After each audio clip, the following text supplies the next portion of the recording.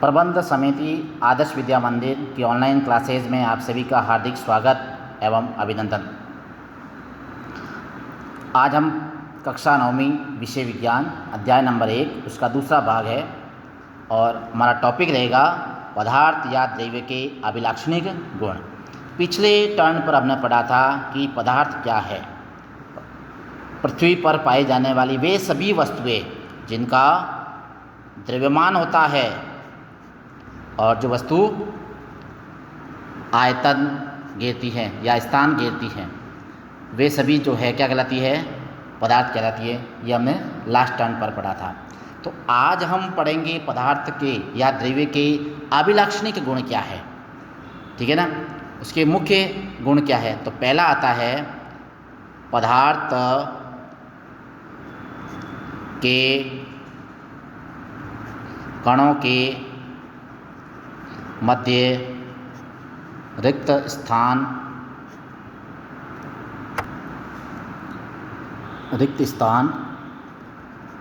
होता है। यानी पदार्थ के कणों के मध्य रिक्त स्थान होता है। कैसे?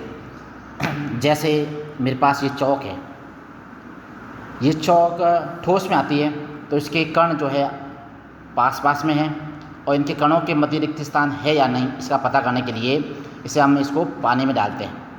तो पानी में डालते हैं तो बुलबुले उड़ते हैं और उस बुलबुले की जगह पानी को ये चौक अवशोषित करती है। अर्थात इस चौक के कणों के मध्य रिक्त स्थान होता है जिसमें वायु भरी होती है। उस वायु का स्थान इसे जल में डालने पर जल ले लेता है और वायु बाहर निकल जाती है। इससे सिद्ध होता है कि इसके अंदर जो ये पदार्थ है, ये जिस कणों से मिलकर बना होता है, उसके मध्य जो है रिक्त स्थान होता है और जो है पानी है इनके कणों के मध्य रिक्त स्थान में समाहित हो जाता है। अब हम दूसरे प्रयोग के लिए देखो,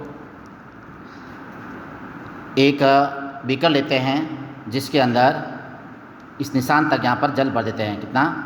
100 ml जल भर देते हैं। अब इसके अंदर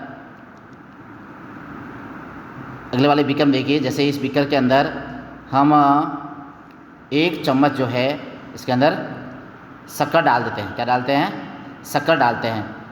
जैसे ही शक्कर इसके तले में पहुंचेगी और हम इसे एक कांच की छड़ी के माध्यम से इसे हिलाते हैं तो ये पूरा जो है शक्कर जो है इस जल के कणों के अंदर समाहित हो जाती है। मतलब जल के स्तर जो है, जल का जो तल है उसके ऊपर कोई प्रभाव नहीं पड़ेगा, जल का तल जो है वही रहेगा। इससे ये सिद्ध होता है कि पदार्थ जो है, पदार्थ के कणों के मध्य रिक्त स्थान होता है और यानी जल के कणों के मध्य रिक्त स्थान था, उसके अंदर जो है शक्कर के जो कण है वो इसके अंदर समाहित हो गए हैं, घुल गए हैं पूर्ण रूप से और एक प्रकार का ये विलयन बन गया है।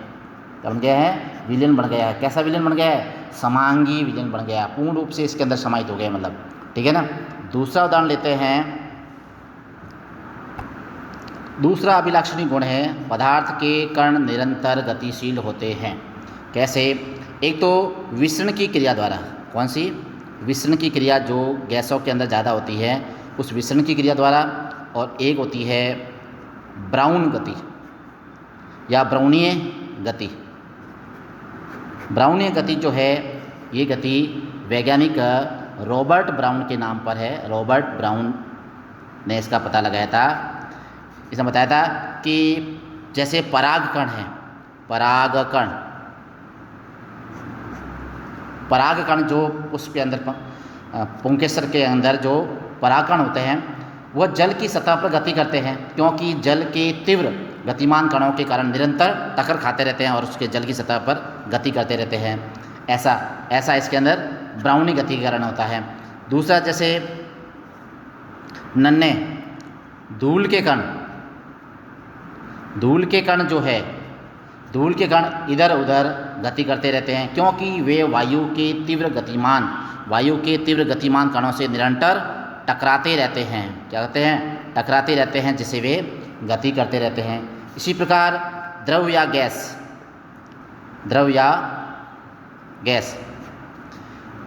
गैस में जो निलंबित कण होते हैं, निलंबित कण होते हैं उसमें टेढ़ी मेढ़ी कणों के निलंबित कणों के अंदर टेढ़ी मेढ़ी गति होती है, उस गति को हम क्या कहते हैं? ब्राउनी गति कहते हैं। इस प्रकार जो कण जो है वो ब्राउनी गति करते हुए, ब्राउनी गति इस प्रकार, जैसे ये कण इधर गया, इधर आया, इधर गया, इस प्रकार से ऐसे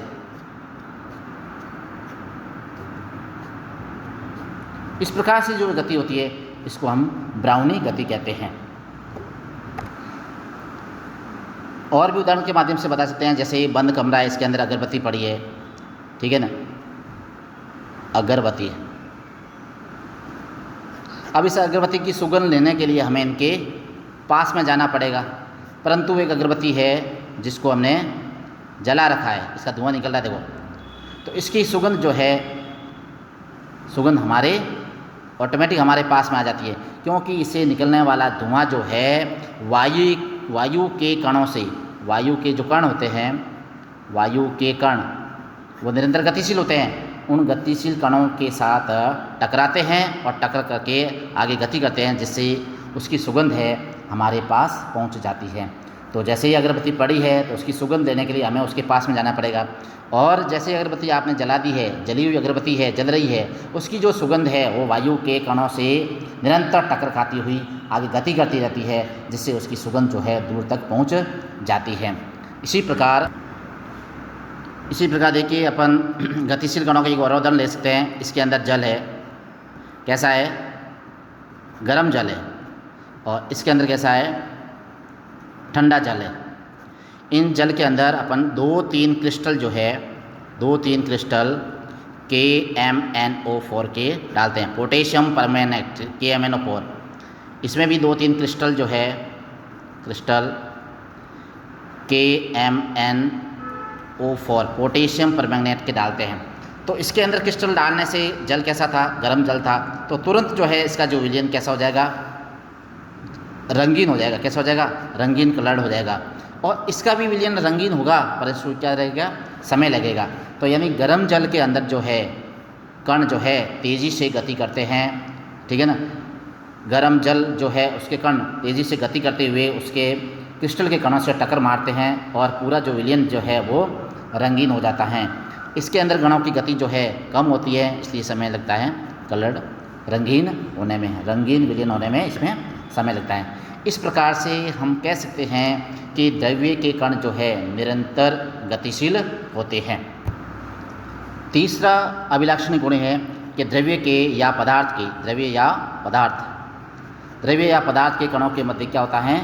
आकर्षण बल होता है, या द्रव्य या पदार्थ के कण एक दूसरे को आकर्षित करते हैं, एक दूसरे को क्या करते हैं? आकर्षित करते हैं। जैसे हम उदाहरण लेते हैं, एक लोहे की कील है, एक रबड़ बैंड है, दूसरा है चौक। इस पे हथौड़े से इसको पीटते हैं, इसको खींचते हैं, और इसको भी हथौड़े से मार करते हैं, यानी पीटते हैं, चोट लगाते हैं। तो क्या प्रदर्शित होता है? यानी चौक के जो आपने इसको पीटा है या उसके ऊपर चोट मारी है, तो उसके कण जो है वह छोटे छोटे कणों में टूट जाता है, ठीक है। और रबड़ बैंड को खींचने पर वो लंबा हो जाता है, परंतु छोड़ने पर वापस पूर्व अवस्था में आ जाता है। और लोहे की कील पर चोट मारने पर वह छोटे छोटे टुकड़ों में नहीं हो पाता है। ये इसका रीज़न है। इसका देखिए कारण क्या है, यानी लोहे की कील के कणों के मध्य बहुत अधिक आकर्षण बल होता है, इसलिए उसके कणों में तोड़ने के लिए उसे बहुत अधिक ऊर्जा की आवश्यकता होती है। यानी कण बहुत पास होते हैं, अधिक आकर्षण बल के कारण हम इसे छोटे छोटे टुकड़ों में नहीं तोड़ सकते हैं। रबड़ बैंड को खींचने पर छोड़ने पर वापस पूर्व अवस्था में आ जाता है। लेकिन चौक के टुकड़े जो है, चौक को है पीटने पर उसके छोटे छोटे कण हो जाते हैं, क्योंकि इसके मध्य जो है आकर्षण बल बहुत कम होता है, ठीक है ना। तो इसके कारण इसी प्रकार जैसे नल आ रहा है, नल की जो ये धार होती है जो पानी की, पानी की जो धार होती है, इस पानी की धार में से जो पानी आ रहा है,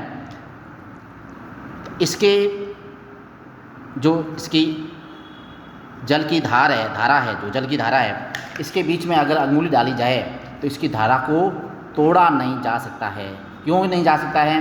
क्योंकि इसके मध्य रिक्त स्थान नहीं होता है और अधिक आकर्षण बल होता है। मेन तो कारण इसका आकर्षण बल का है, तो इसके मध्य क्या होता है? सबसे अधिक आकर्षण बल होता है। उस आकर्षण बल के कारण इसकी धार को हम अंगुली डालने पर तोड़ नहीं सकते। इसलिए सिद्ध होता है कि द्रव्य या पदार्थ के कणों के मध्य प्रबल आकर्षण बल होता है, एक दूसरे को आकर्षित करते हैं। तो ये आज हमने पढ़ा है द्रव्य या पदार्थ के अभिलाक्षणिक गुण। धन्यवाद।